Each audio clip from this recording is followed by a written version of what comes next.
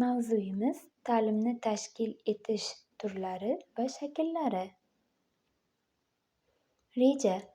Ta'limni tashkil etish shakllari. Ta'lim shakllarining yutuq va kamchiliklari. Ta'lim turlari. Xulosa va foydalanilgan adabiyotlar. Ta'lim ijtimoiy hodisa bo'lib, uning tarixi juda uzoqdir.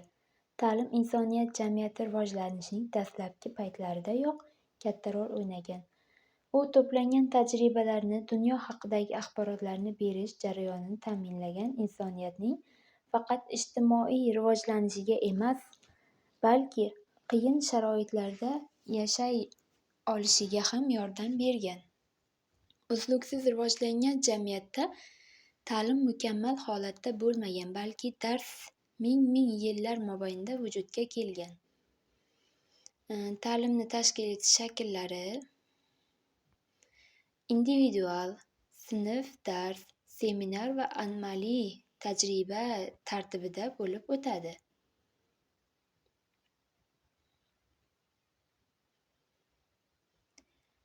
16-asrning oxiri va 17-asrning boshlarida buyuk chex pedagogi A. Komenskiy tarixda birinchi bo'lib maktab ta'limida sinf dars tizimini yaratdi.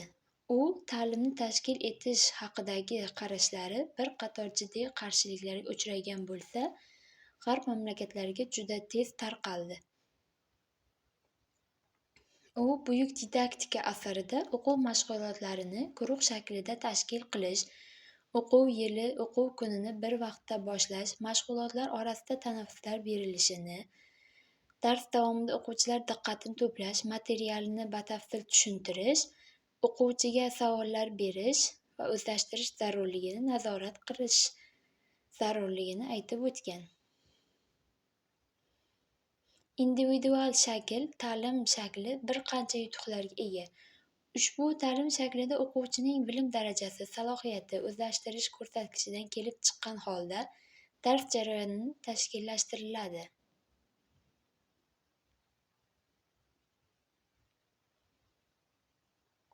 Sinf dars ta'lim shakli bir qancha ijobiy tomonlarni o'zida qamrab oladi. Birinchidan, ushbu ta'lim shakli guruh bo'lib dars o'tishga mo'ljallangan. Shunga ko'ra, yuqorida aytib o'tganimizdek, o'quvchi o'zidan yaxshi o'zlashtirayotgan o'quvchidan o'zib ketish maqsadida ham o'qiydi. Raqobat bor yerda rivojlanish bo'ladi. Bundan tashqari dars jarayonini ham qiziqarli bo'ladi. O'quvchilar jamoa oldida fikrini ifodalashga qaror qila oladilar. Seminar va amaliy dars shaklida ham o'quvchilar guruh holida bo'lishadi. Ushbu jarayonda o'quvchilar aktiv, o'qituvchining esa passiv bo'lishi talab etiladi.